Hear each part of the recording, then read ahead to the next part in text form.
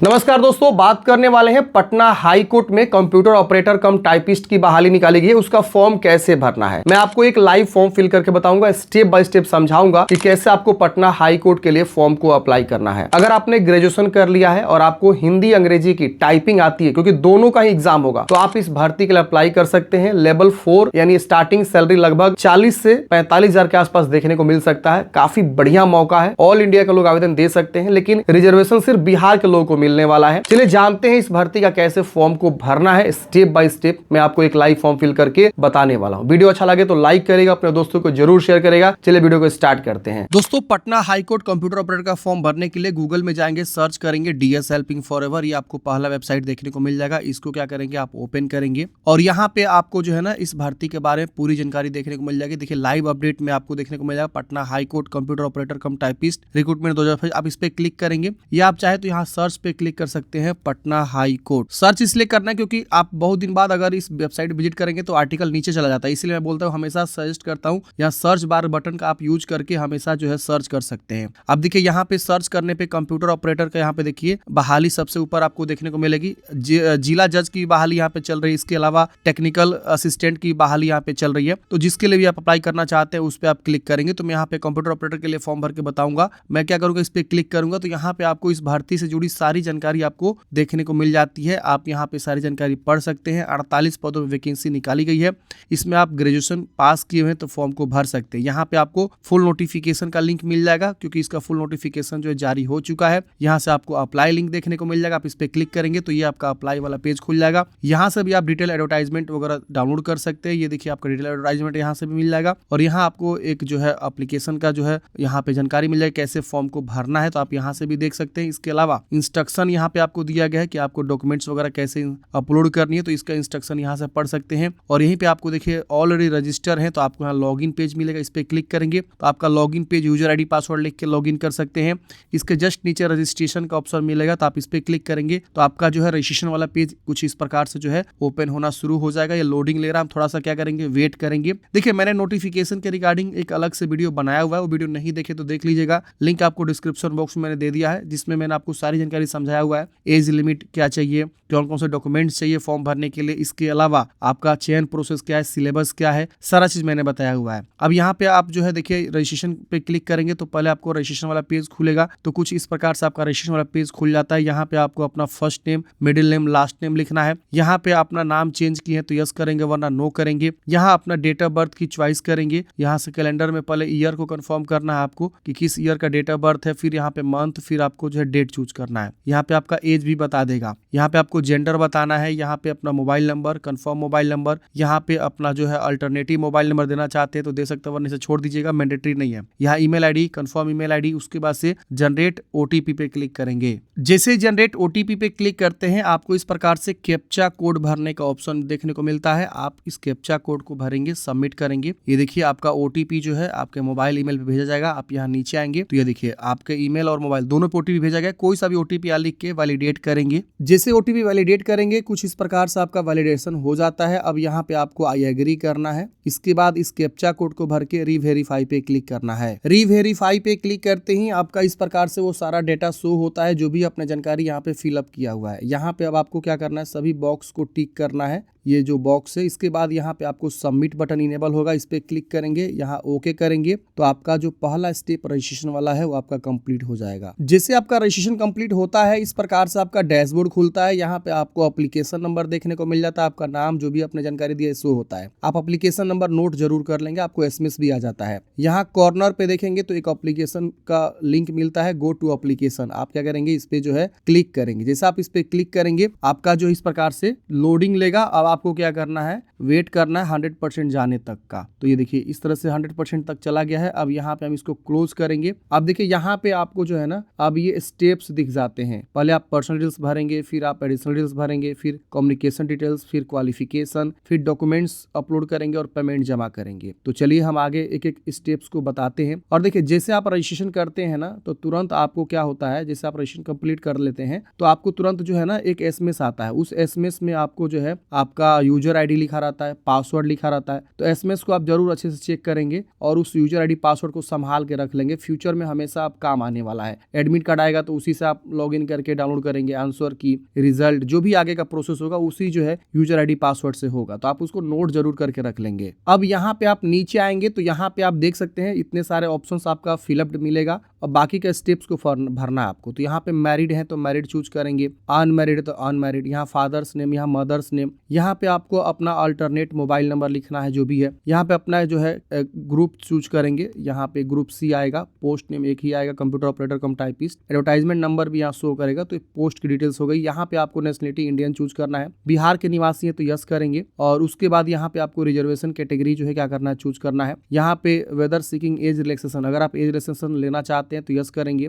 नहीं लेना चाहते तो नो कर देंगे। इसके बाद यहाँ पे और भी कैटेगरी का ऑप्शन है, जनरल का ऑप्शन है, यहाँ ईडब्ल्यूएस का ऑप्शन है। देखिए मान लीजिए सपोज अगर आप ईडब्ल्यूएस से आते हैं तो यहाँ पे देखिए ईडब्ल्यूएस कैंडिडेट्स को जो है अपना इनकम एंड एसेट सर्टिफिकेट जो है यहाँ पे बताना होगा कि कैटेगरी सर्टिफिकेट इशूइंग अथॉरिटी क्या है और इशू डेट क्या है और सर्टिफिकेट नंबर क्या है। अगर मान लीजिए सपोज आप बीसी ईबीसी से आते हैं तो अपना एनसीएल सर्टिफिकेट क्या करेंगे, यहाँ पे अपना जो है इशूइंग अथॉरिटी और कैटेगरी सर्टिफिकेट, इशू डेट और कैटेगरी सर्टिफिकेट नंबर क्या वो आपको बताना है। एससी एसटी कैटेगरी से आते हैं तो अपना एससी एसटी कैटेगरी का यहाँ पे जो है इशूइंग अथॉरिटी और इशू डेट और कैटेगरी सर्टिफिकेट नंबर यहाँ पे क्या करना आपको बताना है। तो इस तरह से क्या करेंगे आप अपना जो है ये जानकारी भरेंगे। अगर आप बिहार के निवासी है तो आपको निवास सर्टिफिकेट भी यहाँ पे देना होगा। तो यहाँ पे निवास सर्टिफिकेट का इशूइंग अथॉरिटी, जैसे कि रेवेन्यू ऑफिसर बना रहा है आरओ तो आप रेवेन्यू ऑफिसर लिखेंगे। यहाँ पे आपको जो है इशू डेट और सर्टिफिकेट नंबर। लेकिन अगर कोई मान लीजिए सपोज यहाँ जनरल से आता है तो उनके लिए देखिए सिर्फ निवास मांगेगा, जाति सर्टिफिकेट डिसेबल हो जाएगा। अगर कोई SC ST BC EBC EWS से है तो उनके लिए वो जाति और निवास दोनों यहाँ पे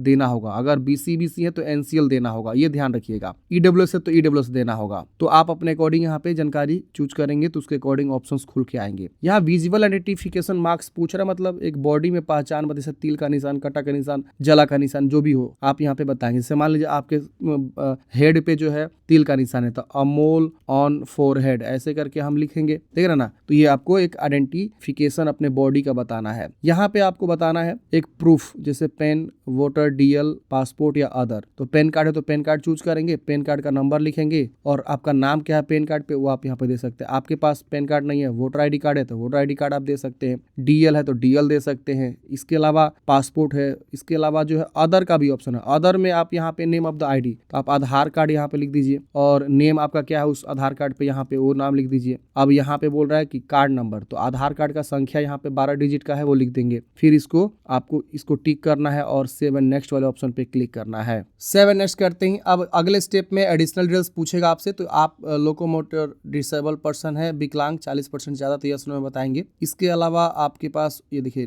क्लिक नहीं हो रहा है तो आप क्या करेंगे ना, मान लीजिए जो क्लिक हो रहा है, मान लीजिए यहाँ गवर्नमेंट एम्प्लॉय वाला क्लिक हो रहा है तो यहाँ पे हम नो करेंगे और यहाँ पे ना ऊपर टैब शिफ्ट के साथ टैब बटन दबाएंगे ना तो वो लेकर जाता है वहां पे। सिर्फ टैब दबाएंगे तो देखिए आगे पीछे हो रहा है और शिफ्ट के साथ टैब दबाएंगे तो ऊपर नीचे होगा, देख रहे ना। तो हम यहाँ नो करके स्पेस देंगे तो वो नो हो जाएगा। तो इस तरह से देखिए हो गया। अगर गवर्नमेंट एम्प्लॉय है कोई तो वो यहाँ यस करेगा, यहाँ पे देखिए यस आएगा। अब यहाँ बताना है बिहार गवर्नमेंट है तो यस करेंगे और यहाँ पे आपके पास एनओसी लेना पड़ेगा जहां भी आप कार्य कर रहे हैं तो आप यस करेंगे। और यहाँ पे आप परमानेंट है तो परमानेंट एम्प्लॉय यहाँ चूज करेंगे। और have you ever been suspended या पनिश, आपको कभी सस्पेंडेड पनिशमेंट किया गया है, यस नो बता देंगे। तो एनओसी आप पहले से ले रखेंगे, ठीक है ना। अगर आप गवर्नमेंट एम्प्लॉय है तो इसको नो कर दीजिएगा। क्रिमिनल केस आपके अगेंस्ट कोई रजिस्टर हुआ है, यस नो में बताएंगे। एफआईआर रजिस्टर हुआ है, यस नो में बताएंगे आपके अगेंस्ट। इसके अलावा बताएगा कि आपने टेरिटोरियल आर्मी में 2 साल का सेवा की है, यस नो में बताएंगे। आपके पास एनसीसी बी सर्टिफिकेट है तो यस करेंगे, नहीं है तो नो करेंगे। इसको सेव एंड नेक्स्ट करेंगे। डेटा सेव हो जाएगा, ओके करेंगे। अब अगले स्टेप में आपको अपना परमानेंट एड्रेस भरना है, जो भी आपका परमानेंट एड्रेस है वो भरेंगे। फिर यहाँ डिस्ट्रिक्ट चूज करेंगे, फिर यहाँ पिन कोड लिखेंगे।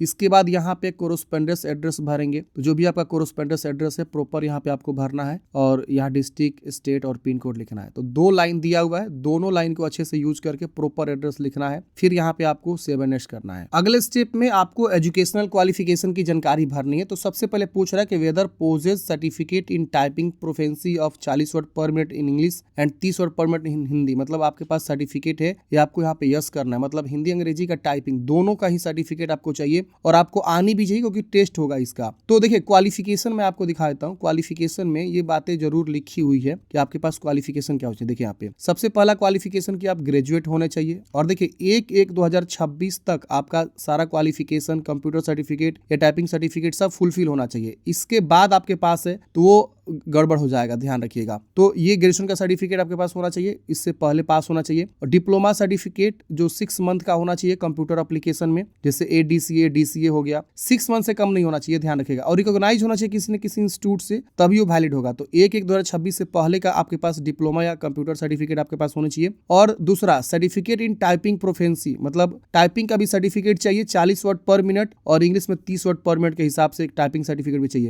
ये सारा 1/1/2026 के पहले का बना होना चाहिए। तो ये 3 क्वालिफिकेशन आपसे मांगा जा रहा है, ये तीनों आप फुलफिल कर रहे हैं कि नहीं, ये यहाँ पे पूछा जा रहा है आपको फॉर्म भरते समय। तो आप यहाँ पे क्या करेंगे, यस करेंगे। और यहाँ पे डिप्लोमा सर्टिफिकेट आपके पास 6 मंथ का है कि नहीं, आप यहाँ यस। अच्छा, बहुत सारे लोग KYP के थ्रू किए तो वो वैलिड नहीं होगा, क्योंकि वो 3 महीने का होता है, वो वैलिड नहीं होगा, ध्यान रखिएगा। यहाँ पे आपको 10वीं क्लास का बोर्ड का नाम, स्कूल का नाम, और यहाँ पे परसेंटेज है कि CGPA है, ऑब्टेन्ड मार्क्स, कितना मार्क्स आपको मैट्रिक में प्राप्त हुआ है, कितना का था, इस तरह से परसेंटेज आ जाएगा। यहाँ पे month and year of passing और डिवीजन फर्स्ट है कि सेकेंड आपको बता देना। यहाँ से आपको चूज करने का ऑप्शन आएगा कि आप कौन से ईयर में जो है मैट्रिक पास किए हैं, ये यहाँ पे आपको देखने को मिल जाएगा। तो यहाँ से आप चूज कर लेंगे, इस तरह से फर्स्ट है कि सेकेंड बता देंगे। इसी तरह से 12वीं का बोर्ड का नाम, स्कूल का नाम जहाँ से आपने 12वीं पढ़ाई किया, आर्ट साइंस कॉमर्स किस स्ट्रीम से आपने पढ़ाई किया, परसेंटेज है कि CGPA है या मार्क्स वाला है, क्या है वो अपने अकॉर्डिंग यहाँ पे आप बता देंगे। तो मैं यहाँ पे इस तरह से भर दूंगा। उसके बाद यहाँ पे आपका परसेंटेज आ जाएगा। Month and year of passing, यहाँ पे आपको क्या करना है, इस तरह से पासिंग ईयर मंथ आपको बता देना है। इसके बाद यहाँ पे डिवीजन फर्स्ट है कि सेकेंड। इसके बाद आपको ग्रेजुएशन की जानकारी बताना है। तो डिग्री, क्वालिफिकेशन डिग्री पूछ रहा है, तो आपने जो भी किया, bachelor of arts, bachelor of science या बैचलर ऑफ मास कम्युनिकेशन, जो भी आपने किया हुआ है, तो आप यहाँ पे उस डिग्री का नाम लिख देंगे, फिर इंस्टीट्यूट का नाम लिखेंगे, फिर यहाँ पे सब्जेक्ट क्या क्या आपका था, तो वो सभी सब्जेक्ट का नाम लिख देंगे जो भी आपने ग्रेजुएशन में पढ़ाई किया हुआ है। फिर month and year of passing यहाँ पे आपसे चूज करना है, और यहाँ पे उसी तरह से बताना है परसेंटेज है कि ग्रेड है कि CGPA है। परसेंटेज तो परसेंटेज चूज करेंगे, और सभी सेमेस्टर का मिला के ऑब्टेन्ड मार्क्स आपको बता देना है। इसके अलावा मैक्सिमम मार्क्स कितना का था, सभी सेमेस्टर को मिला के ये बताएंगे, ऑटोमेटिक परसेंटेज आ जाएगा। फर्स्ट है कि सेकेंड है, आपको यहाँ पे बताना है। इसके बाद से एनी अदर क्वालिफिकेशन में अगर आप देना चाहते हैं DCA का क्वालिफिकेशन, तो यहाँ पे आप कंप्यूटर लिख सकते हैं, कंप्यूटर डिप्लोमा या सर्टिफिकेट जो भी आप यहाँ पे लिख सकते हैं, नहीं तो आप चाहे छोड़ भी सकते हैं। और यहाँ इंस्टीट्यूट का नाम जहाँ से भी आपने कंप्यूटर डिप्लोमा किया है, फिर यहाँ पे वो रिकॉग्नाइज है कि नहीं है, यहाँ पे यस करेंगे। सब्जेक्ट आपने कंप्यूटर क्या पढ़ा हुआ है, तो सब्जेक्ट में आपका जो भी है वो आप यहाँ पे बता सकते हैं। कब आपने वो मंथ ऑफ पासिंग ईयर बताएंगे, परसेंटेज है कि CGPA वो बता के यहाँ पे ऑब्टेन्ड मार्क्स। अगर आप नहीं भी लिखना चाहते हैं तो ये जरूरी नहीं है एनी अदर क्वालिफिकेशन, ये आप छोड़ दीजिएगा। एनी अदर क्वालिफिकेशन में अगर आपने कोई PG किया हुआ है तो पोस्ट ग्रेजुएशन का भी आप यहाँ पे जानकारी दे सकते हैं। अगर ग्रेजुएशन के बाद कोई PG किया है तो PG की जानकारी दे सकते हैं, तो ये भी ऑप्शन है। नहीं किए तो छोड़ दीजिए। B.Ed किए तो B.Ed भी दे सकते हैं। एनी अदर में वो कोई भी क्वालिफिकेशन हो सकता है, आप दे सकते हैं। फिर यहाँ पे आप क्या करेंगे, 7H करेंगे। 7H करते हैं फ्रेंड्स। अब यहाँ पे आपको फोटोग्राफ अपलोड करनी है, तो फोटोग्राफ का यहाँ पे देखिए रिसेंट पासपोर्ट साइज फोटो आपको कलर में चाहिए, इस पे क्लिक करेंगे तो यहाँ पे भी गाइडलाइन दिया है 50 से 80 KB के बीच होना चाहिए, और बोला गया कि व्हाइट बैकग्राउंड प्रेफरेबल है। इसके अलावा .jpg या .jpg में होना चाहिए, 200 DPI का होना चाहिए। आप यहाँ से फाइल को चूज करके अपलोड करेंगे, अपलोड हो जाएगा। यहाँ पे आपको सिग्नेचर पे क्लिक करना है, यहाँ पे आपको सिग्नेचर अपलोड करना है, जो कि बोला गया 50 से 80 KB के बीच रिसेंट होना चाहिए, हाल ही का सिग्नेचर किया होना चाहिए। अब देखिए क्वालिफिकेशन डॉक्यूमेंट्स आपसे मांगा जाएगा, तो इसमें देखेंगे तो 10th क्लास का सर्टिफिकेट मांगा जा रहा है, इस पे आप क्लिक करेंगे तो 10th क्लास का सर्टिफिकेट 100 से 300 KB के बीच PDF JPG कोई भी फॉर्मेट में चलेगा, आपको अपलोड करना है। जो मांग रहा है, जहां सर्टिफिकेट मांग रहा है वहां सर्टिफिकेट अपलोड करेंगे, जहां मार्कशीट मांग रहा है मार्कशीट, ये देखिए 10th क्लास का मार्कशीट मांग रहा है, यहाँ पे 12th क्लास का सर्टिफिकेट और यहाँ 12th क्लास का मार्कशीट। यहाँ आपका ग्रेजुएशन का डिग्री सर्टिफिकेट और ग्रेजुएशन का मार्कशीट मांग रहा है। यहाँ पे आपको जो ID प्रूफ है वो ID प्रूफ क्या करेंगे, यहाँ से आप जो है अपलोड करेंगे। जो भी आपने ID प्रूफ दिया, पेन, आधार या वोटर DL जो भी आपने दिया, उसी ID प्रूफ को यहाँ पे आपको स्कैन करके अपलोड करना है। यहाँ निवास सर्टिफिकेट अपलोड करना है, और यहाँ अपलोड अदर क्वालिफिकेशन, अगर आप अदर क्वालिफिकेशन में कोई जानकारी भरे हैं तो वो मैंडेटरी है, आपको अपलोड करना होगा। अब यहाँ देखिए अपलोड योर कैटेगरी सर्टिफिकेट, जैसे कि EWS है तो इनकम सर्टिफिकेट सर्टिफिकेट अपलोड करेंगे, BC EBC है तो NCL सर्टिफिकेट, SC ST है तो अपना कैटेगरी सर्टिफिकेट। यहाँ पे बोल रहा है कि अपलोड योर डिप्लोमा या certificate at least 6 month course in computer application. तो यहाँ पे आपको अपना कंप्यूटर एप्लीकेशन का सर्टिफिकेट अपलोड करना है, जो DCA DCA का सर्टिफिकेट है वो आप यहाँ पे अपलोड करेंगे, या तो डिप्लोमा का या तो सर्टिफिकेट कोई एक हो सकता है आपके पास। फिर यहाँ पे आपको English computer typing certificate upload करना है और हिंदी कंप्यूटर टाइपिंग सर्टिफिकेट आपको यहाँ पे अपलोड करनी है। तो जैसे मान लीजिए कई बार देखा जाता है कि आपका जो टाइपिंग सर्टिफिकेट है एक ही पेज पे जो है दोनों का ही जानकारी रहता है, कि हिंदी का भी आपके पास टाइपिंग सर्टिफिकेट उसी पे डाला हुआ है और अंग्रेजी का भी, तो आप दोनों को यहीं पे सेम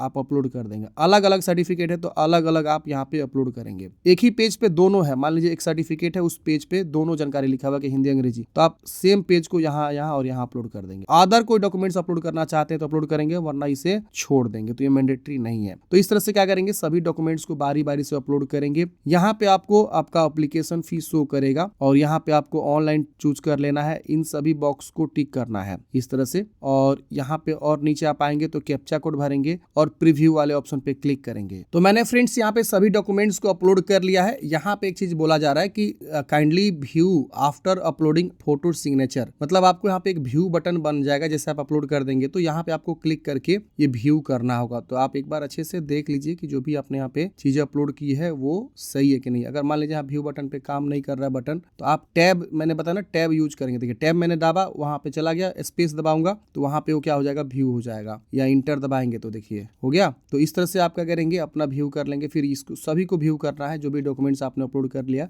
बारी बारी सबको व्यू करेंगे। जब तक व्यू नहीं करेंगे ना, यहाँ पे आपका सबमिट बटन इनेबल नहीं होगा, ये ध्यान रखिएगा। चलिए हम यहाँ पे व्यू कर लेते हैं, उसके बाद से प्रीव्यू करेंगे। प्रीव्यू में सारी जानकारी चेक करेंगे, कहीं कुछ गलती सुधारेंगे नहीं तो इसको सबमिट करेंगे। जैसे सबमिट करेंगे यहाँ पे आपको जो है UPI का ऑप्शन मिलेगा, कार्ड का ऑप्शन मिलेगा, नेट बैंकिंग का भी ऑप्शन मिलेगा। किसी भी ऑप्शन के थ्रू पेमेंट जमा करेंगे और उसके वजह से फाइनल प्रिंट आउट निकाल कर अपने पास हार्ड कॉपी सुरक्षित रख लेंगे। तो इस तरह से फ्रेंड्स आपने देखा कि पटना हाई कोर्ट का जो है फॉर्म कैसे भरना है, स्टेप बाय स्टेप मैंने आपको पूरी इन्फॉर्मेशन दिया हुआ है। मैंने आपको लिंक जो है डिस्क्रिप्शन बॉक्स में प्रोवाइड कर दिया है इसका, आप यहाँ से आएंगे और फॉर्म को अप्लाई करेंगे। बाकी आपके मन में कोई भी डाउट्स है पूछ लीजिएगा कमेंट बॉक्स में। थैंक यू फॉर वॉचिंग, जय हिंद।